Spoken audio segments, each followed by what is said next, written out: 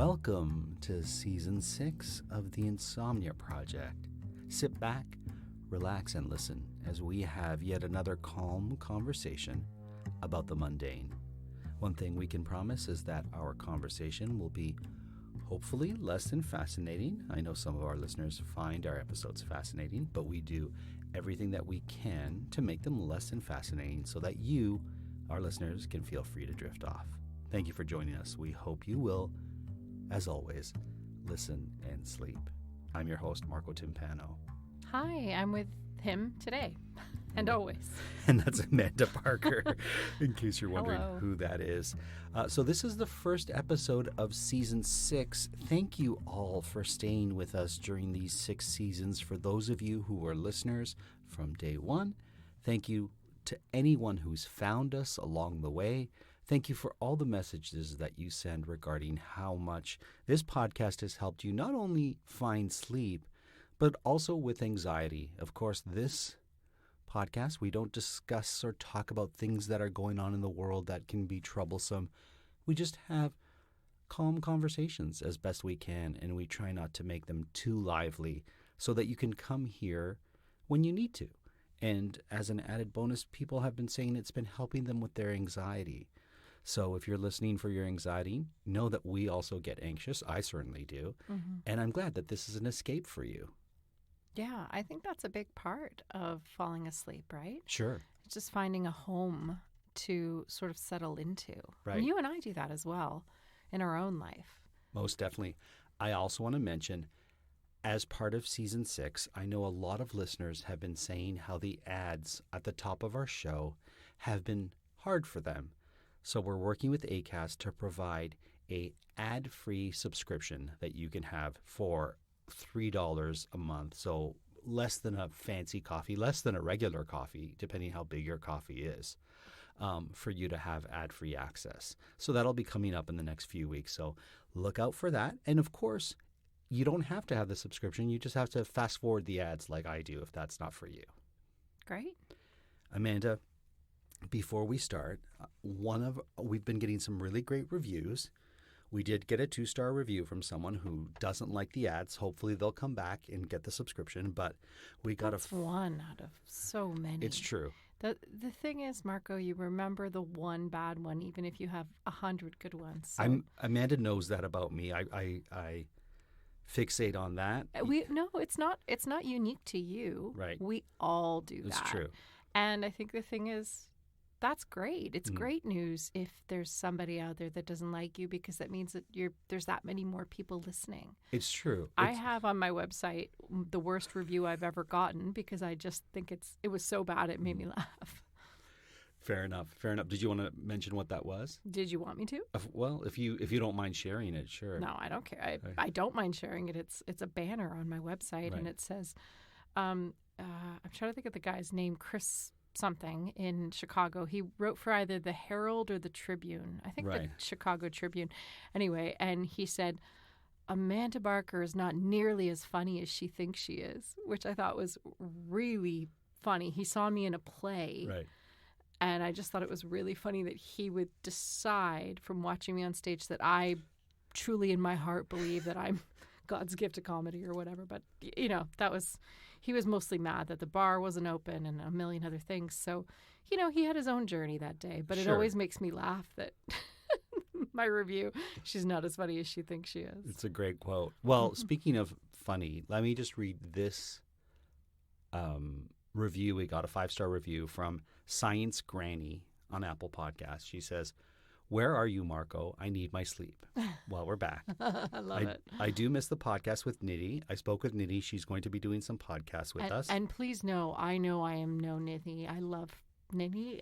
She, for the record, she was my friend first. It's true. Before she ever created this wonderful podcast with you initially. So we welcome her back with open arms any and all the time. Nidhi's been on an awesome journey, and we'll have her speak of it when she comes on. It's a great idea. And I'd love for you to do a podcast episode with Nidhi. Oh, we would love that. Yeah. We'll do 5. Well, the review continues to say, "I enjoy Amanda as well." This is Science Granny.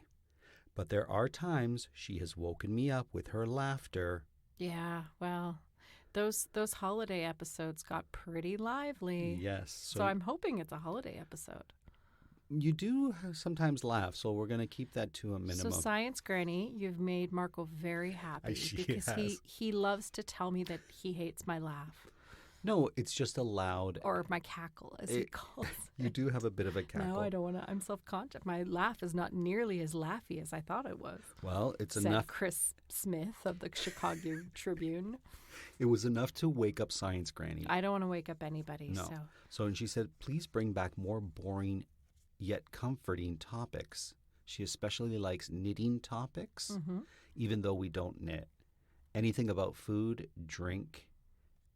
she enjoys hearing about pets and whatnot. So we'll talk more about that. So food is always an interesting one, right? Because some people do want to hear about food, others don't. Yeah. So it's a fine balance. Some things that cause some people to stay awake will actually cause some of our listeners to fall asleep. So it's a fine balance. I'm just going to open my water so you might hear a little thump of my container.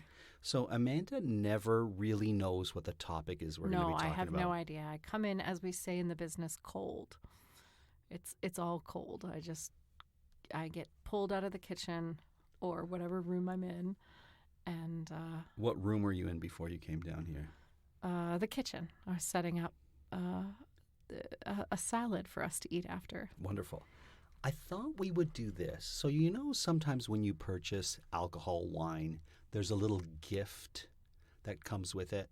Yeah, what do you call that? A bonus gift? No, Dale calls it something like a swag. No, it's called it has a name like when somebody latches on to something. A carrier, a snatcher. I like snatcher.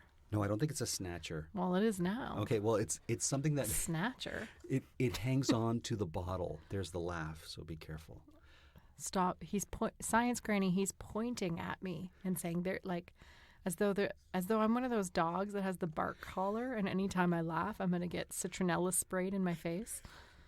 My voice sounds a bit strained today. Did you hear that? Yeah, you were... Well, I've been working all day. Yeah, so anyways, you know how you get a bottle of wine and they'll sometimes attach a little bonus gift. Maybe it's a shot of Bailey's or a T-shirt or like a bottle opener, wine stopper, some coasters. This one here had a little packet of conversation starters. Oh, no so way. Some cards. Did I get that? Did you buy a bottle called Open? I sure did. Okay, so yeah, that's mine. Why did you buy this bottle of wine? Was there a reason behind it? The free gift. You bought it because of the free gift? Yeah, I mean that's how I roll. The snatcher, if you will. We're going to play this game. So basically, it's sorry, Science Granny. Here comes the citronella in my face. Okay, we're gonna recalibrate and be calm, and we're going to read each other a question from these conversation starters. I figured. I just want to say, I just need to take an aside and say, don't laugh, that as a yoga teacher, one of the things I used to say is we teach what we need to learn. And my wild-eyed, over-caffeinated husband saying, we need to be calm, is reminding me of that learning. There you go. Okay, what are we doing? So I'm opening this up? So you're going to just pull the top card. I mix them up. Okay. And you'll read me the question, and I'll answer it. I love this. Okay. Or you can answer it too. Did you shuffle these? I did. Okay. I did. I took out some that were a little bit... scandalous? Well, just not appropriate. Oh, those are, of course, those are the only ones I want to read now. No, they won't elicit calm conversation. All right, here we go. Oh, Amanda cut the cards. I cut the cards. Because she didn't trust my mixing. No, like tarot cards. You cut them and then you pull the one. Sure. Anyway, here we go. Okay. Here you go. You ready? I am. If you could be any animal, what would you be? Well, that's a great question. Part of me is like, do I want to be a tortoise because they live to be over 100? Do I want to be one of my favorite animals, like a shark, which is king of the ocean? Oh, wow. Do I want to be a pet that is loved, like a dog or a cat or a hedgehog? Mm-hmm. And being human doesn't count, right? No. Like you can't choose human. No, because I would pick human. But if it That's had to like be... if you had wishes, I'd choose more wishes. Right. I would probably say... well, it's a good question. an eagle would be a cool A bird one. would be a great one. Yeah. But I being think a sea creature, I think I'd be a sea creature. I mean, the ocean is, there's still so much of the ocean. You know what I'd be? I'd be an orca because they're very playful, very intelligent. They have a lot of friends and nobody messes with them. So that's my answer. That's a great, and how long do they live? They live a long life, right? I would say 60 years. I'm not sure. Maybe look it Oh, up. wow. I'll look it up. I'm just guessing. Don't take anything we say on this podcast as fact. All right. Are you ready for your question? Oh, okay. Or did you want to answer that one? No, I don't really have a Okay. good one, so I think You it's can better. pass. There's no hard Oh, and no, fast I rule. mean, I was gonna answer it. I was thinking, since you were going the sea route, Mhm. I was thinking maybe a bird, Okay. because I think being able to fly, I might say a Canada goose. Oh, really? Yeah. Because they poop everywhere? Well, they do. They have free pooping rain. But I love the formations that they fly in. I find it really relaxing. One of the absolute things I love being in Canada is when they fly here and then when they fly back, because they do migrate in the winter, right? Which for me is the right way to do it. Stay kind of until the weather gets cool and then take off with a bunch of your friends and go find a warmer climate, hang out there, and then go back. So, and I just love the sound of the flap of their wings. Okay. And they mate for life. So, Oh, that's true. yeah, I'm told anyway. So, Well, yeah, I think I'd be a Canada goose. I didn't think when I cough, I kind of sound like a Canada goose.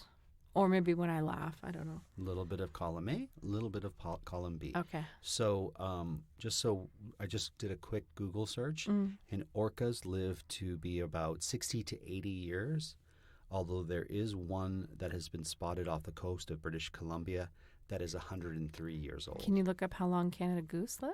I will, but now I've got to ask you a question. Okay, well, I'm going to look up Canada goose while you do that. Okay, so I've taken the card. There's a hashtag here called Open Up too, so I'll just give that as a plug, I guess, for this wine. What is the best gift you have ever received? Oh, good Lord. I'm typing in how long do Canada goose... I'll look it up while you answer that question. Okay. So Canada goose lives up to 24 years. Oh, that's pretty 10 good. to 24 years. That's pretty good for... Yeah, a decade or two. That's not bad for the life of a bird. Yeah. It's the best gift I've ever received. Yes. Oh, my goodness. And it can't... I'm always looking for the loophole. It can't be something I've bought myself. No, that's not a gift. Okay. That I've received, that somebody has given me. Yeah, exactly. Oh, my goodness. I mean, I always said you were the only person that ever gave me jewelry, which is true, other than like maybe my mom when I was a kid. Right. I'm kind of stumped. I can think of yours. Well, those are gifts. No. Gifts I've given you. Oh, gifts you've given me. Because I'm so thoughtful. Okay. But I'm trying to think of ones that it's hard to choose one. That's my thing. Fair enough. Well, you know what? You can think about it. You don't have to answer it Oh, my right this goodness. second. I am stumped. Take your time on it and read the next card. Okay. And while I'm answering it, maybe you'll think of the best gift you ever received, which I would hope came from me, but clearly Science Granny, she can't think of a gift. Well, what's the best gift you've ever received? I got an aquarium when I was a kid that I really wanted, Mm-hmm. and then Amanda got me a guitar once by surprise that I kind of wanted. And We it weren't was, dating even at the time. No, and but that I was liked him. yeah, and that was a really great gift. Mm-hmm. And then Amanda got me this painting that I loved, and there's a whole story behind yeah. that. I forgot about that. And I can remember. See, a lot I'm a really great gift giver. Recently, Amanda got me a keychain with something I always say engraved on it, and it really made me smile. So there's that too. So so it's easy for me to think of the great gifts I've received, but clearly my wife not so much. The problem is I have so many. How to choose? Well, you can pick one. It doesn't have to be. Okay. Well, I lost a sapphire ring that my mom had given me. So the sapphire ring, when my mom gave it to me, I loved it. Because it was one of those rings she always had, and I loved it as a kid. And so she gave it to me when I was, I don't know, in my late 20s, early 30s. Unfortunately, I did lose it. And so Marco gave me a replacement ring. It's a long story, but he got me a sapphire ring, and I absolutely love that ring. I had to fight with the house insurance that I had to get the money from the lost ring, but then once I did it, I Mm-hmm. got a replacement ring. So I guess my sapphire ring, but it's really all the jewelry you give me. I love everything you give me is so thoughtful. We're making somebody really sick with this conversation. Yeah, fair enough. Next card. Okay. It almost doesn't count if you gave it to me. Like, I feel like I have to come up with something else. But all right, ready? Amanda also recently got me these little stencils that you can put on your coffee over your froth when you make a cappuccino, and you put a little cinnamon on it, and when you remove the stencil, it makes a design. And I really like those. And those you said were not a very expensive gift at all, but I really like them. No, not at all. They make little flowers or little words, little messages on it. There's one with about 2 leaves on it that I want to try. Is this for you or for me, this question? For me, you're reading it to me. What have you done to make the world a better place? My goodness. I made this podcast. Okay, great. Easy enough. All right, ready? Are eyebrows considered facial hair? Yes. Really? Okay, that's very different than the other questions. I don't get that. Of course they are, the facial hair. Well, I think as people think of facial hair as beards, I guess. Yeah, well, if you can shave an eyebrow, you can shave a beard. I don't know what that question's doing in there. Okay, how about this one? What do you love about yourself the most? Oh, that's a good question. I guess my sense of humor. That sounds so smug. Not as funny as he thinks he is, says Chris Nuttall Smith. I think that was his name. Whatever. I don't want to give that guy any publicity. Is a hot dog a sandwich? No. Oh, it's not. Well, unless you cut it up and then put it into... Nothing in a hot dog bun is considered. It's like saying, is a lobster roll a sandwich? You wouldn't consider a lobster roll a sandwich? No. What would you consider it? What category does that... A roll. No, but a roll. Now I want a lobster roll. But wait a minute. A lobster roll is not a roll. A roll is like a... A hot dog is not a sandwich. You think a hot dog's a sandwich? How about a hamburger? Would you say a hamburger sandwich? No, you know what I would say? A hamburger is a hamburger and a hot dog is a hot dog. They have their own classifications. So there you go. There we go. But I would say a lobster roll is a sandwich. That's insanity. I don't know what that discussion... Like, what? No. I would never say it in Massachusetts where you're from. Yeah. But I think I would lean to say that. That's not...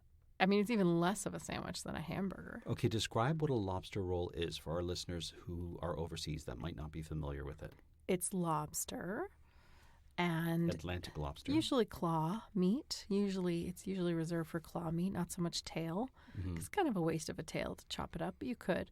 But usually it's the claw meat. I love the claw meat more than the tail, to be quite honest. Listen, I wouldn't kick any of it out of bed. You know what I mean?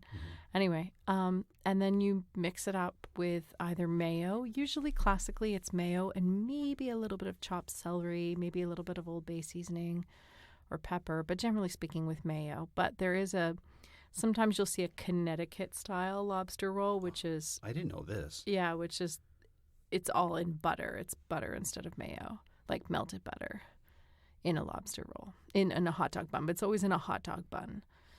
And that's a lobster roll. Sometimes it has lettuce, sometimes it doesn't. To me, that's just filler. Okay, you ready? What would peanut butter be called if it wasn't peanut butter? I would say savory spread. Okay, great. I don't even know if that's worth... Well, they're not all gems. They're not all meant to be so thought-provoking. Describe the best date you've ever been on. Oh, my goodness. This could be a marriage ender right now. Well, I mean, I'm trying to think. The best date I've ever been on. I don't know. It has to... I pass on that one, I think. Okay, fair enough. No, well, I can't... I love every moment with you. So picking one... Do you have one? Sure I do. Tell me. Probably when we go for drives. I always like that. But see, that's my thing. Is that a date? It is to me. Like the first time we ever drove to Kleinberg, that was a magical date for me. Kleinburg's a little town about an hour north of us. You came and knocked on my window and said, "Why haven't you been answering your phone? Let's go for a drive." And it was a beautiful fall Sunday, and we went for a drive in Kleinburg. But I don't know if I consider that a date. Sure it is. I mean, we were dating, so I suppose. Did I buy you a coffee? Probably. So then it was a date. Okay. See, I just don't think of those things as dates. I think of a date as like he's picking me up at 7 kind of thing. Okay. Because I'm from the past. And I'm from the future. Okay. Next card. Let's do another one. What movie do you wish your life was like? Oh, that's a good question. Mine is LA Story. And I do think my life is a little bit like that.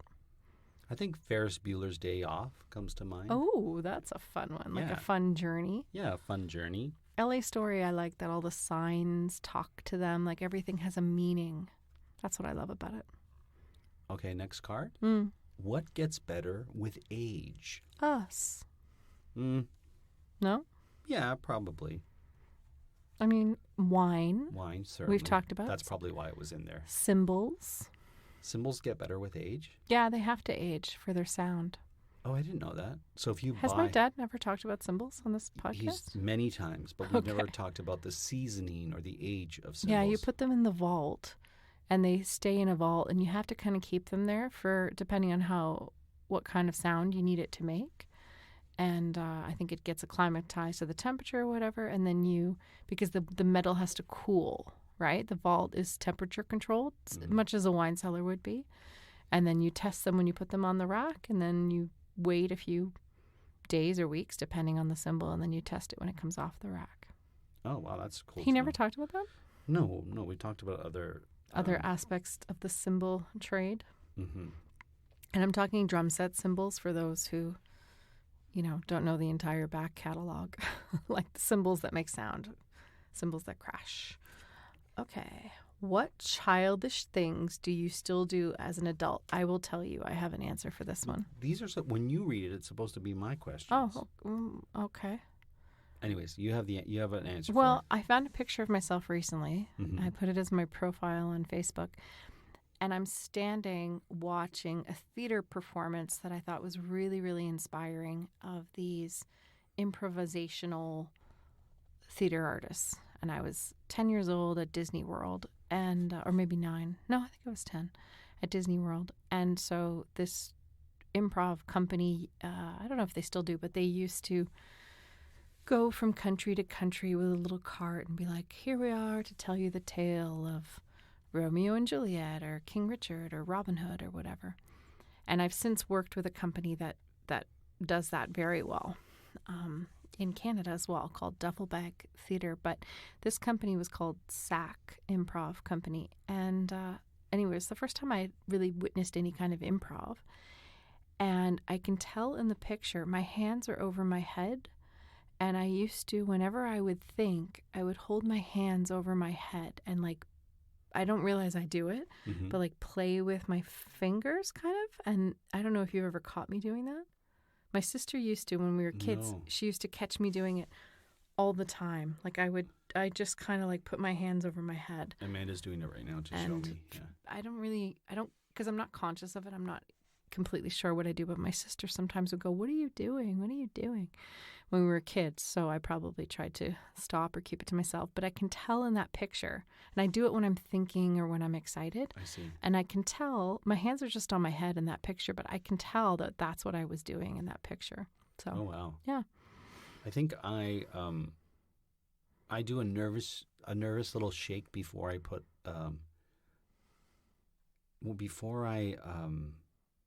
put food in my mouth on a spoon. I do a little nervous shake or something. What? Yeah, you've seen me do it. No. I think I do it when I have cereal. You'll see me do it. A nervous shake. I can only call it a nervous shake. I don't realize I'm doing it. I don't think it's from nerves. It's just something I do. A little shake. My mother pointed it out to me, and I realize I do it every once in a while. I catch myself. Like when you were a kid, you probably did it. Yeah. I was taught as a kid to always tap the top of a can. Yeah, you always do that. Top a can of soda or whatever. I was told, I think by a babysitter, that it taps the bubbles so that it won't explode even if it has fallen, mm-hmm. so that the can doesn't burst open. So it became a habit to tap a can, and I still to this day, I don't even realize I do it, but I tap the can before I open it. Yeah. I remember our friend his son is like 16 now, but when he was a baby, whenever he would pee in his diaper, he would do a little shake, like a chill up a spine, which as a baby is really cute to see. I bet he still does that. Okay. Well, here's my question. I just took a card for you. What is the best app on your phone? I think Shazam. Oh, really? I mean, yes, anything that involves podcasts, and I'll just leave that there. But Shazam is such a genius. I mean, that's when you're like, we are living in the future, because you can hear any song, tap it, and then know what the song is. I mean, that to me is like the future of genius. What about you? I'm looking at my phone right now, trying to think of the best app that I have. I'm going to say I really enjoy having Twitter and things like that, social media apps on it, Okay, I but guess. not social media. No, fair. I have an app called the CoStar app that my sister recently got me into, which gives me a daily horoscope. Sounded Massachusetts there, horoscope. And it's kind of a fun horoscope. Like today, mine says, your heart is your biggest problem. And it'll tell me things to like do. And it says, do ending, do bonfires, do bad poetry, but don't burn bridges, go cold, or eggshells. Like, I don't even know what don't eggshells means. Walk on eggshells, crack eggshells. I don't know. But I just like it as an app. What is that app? I know I have CoStar. You have so many apps on your here's phone. CoStar. Yeah, I do have a few apps on my... I also love the Life app or any period tracking app. Which I know is for only certain members of the population, but... Sure. Yeah. My CoStar app says, you can't be ethical without taking on some degree of risk. Ooh. Is that... It's not giving me advice like it gives you. Oh, do fun pack, light jacket, rearrange room. There you go. And what don't you do today? Daintiness, hurdles, pedigrees. Whatever that means. Yeah. Also, we've talked about it at length before, but the Libby app. Yes, I was going to say the Libby app. Oh, actually. sorry. So, no, you didn't take it from me. Mm-hmm. I just didn't say it because not everyone has Libby, but it's the app that the library has, so you could listen to audiobooks or take out books. I think it's anywhere in the world, is it not? I don't know. That's because it uses your local library. Right. Well, it's definitely in Canada, but I don't know. You're right. There might be different incarnations of that app. But a library app where you can get audiobooks and things like that is great. Okay. What do you want to be remembered for? Ooh, that's a really good question. What do you want to be for making people's lives better? Amazing. Whether it be through laughter, through a podcast, through, I don't know. That's nice. Inspiration, who knows? But yeah, probably that. How about you? I mean, I think I want to be remembered for what I create. Okay. I would like for the art and roles and things that I've filmed and created to live on and to live a life beyond me. I see. That's the dream. All the podcasts I've done, all the radio I've done, all of it. Sure. Just to allow my voice in some way to live on even after I'm gone. It sounds like something that any artist would nod their head to as something that they would want it. Well, art has always been, I mean, it's creating to create, but then there's the other aspect about legacy, right? Sure. Okay, here's my question. I've taken a card. How do you define success? Kind of leads into the last question. Is that for me? Yeah. Yeah.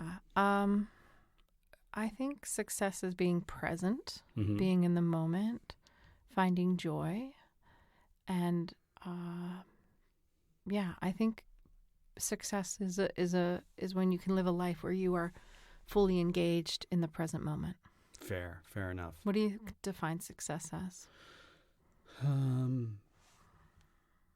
Having a lot of friends and people who love you around you. Oh, interesting. Yeah, there you go. We have different versions of it. We do. Think. We do. Okay, well, how about this? We're getting to the last two cards, and We're getting towards the last part of the episode too, Amanda. What would you not be willing to do for $5 million? Oh, that's a good question. It's a hard one. I mean, it's like a can of worms, I think. Yeah, it's a can of worms. You want to leave that one? Yeah, I'll leave that one. Okay, and read the last one. Because it's like there's too many, like anything that hurts anybody. Right. Really. Well, it's interesting. So you had asked what cards that I took out. I took out cards like that. I guess that one was one I didn't take out. Yeah. Okay, so last one. It's not necessarily the best one to end with, but but it's not a bad one. If you could start a business tomorrow, what would it be?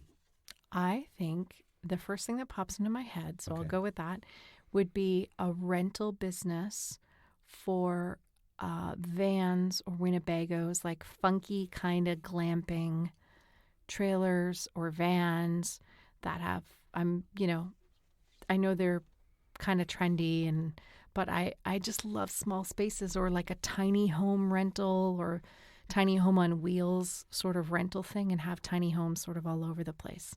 I think that's what I would do. Cool. How about you?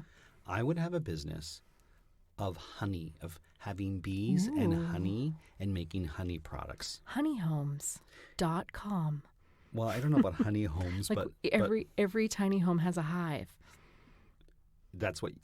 So I'm just amalgamating our dreams. Amanda loves bees and loves honey and tiny homes.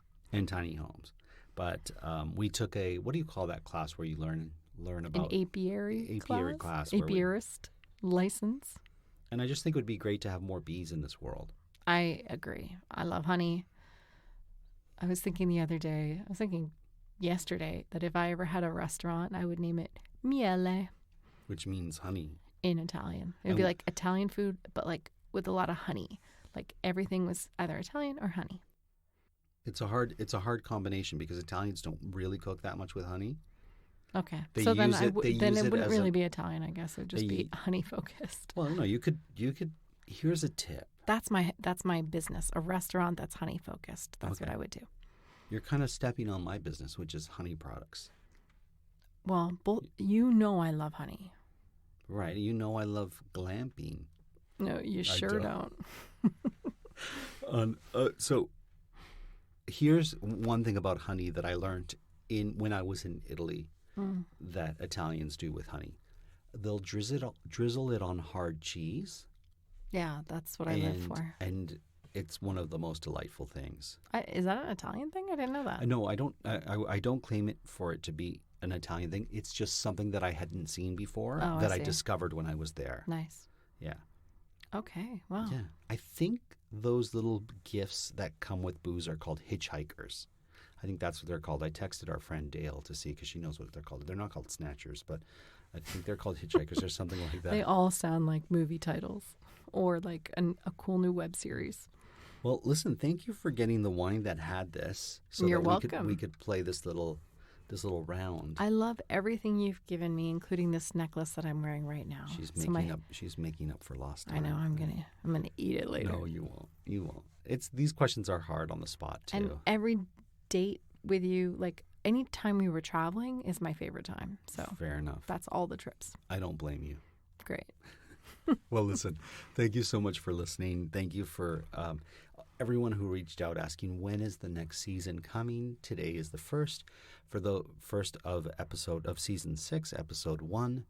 And thank you all for being listeners and fans. And if you have ideas for episodes you would like to hear, much like Science Granny, you let us know and we will do our best to have that. Please tell your friends if you enjoyed this podcast to listen. The more listeners we have, the better it is for our show. And we just want to, as always, we hope you listen and sleep. And this episode is coming to you from our home studio in Toronto, Canada.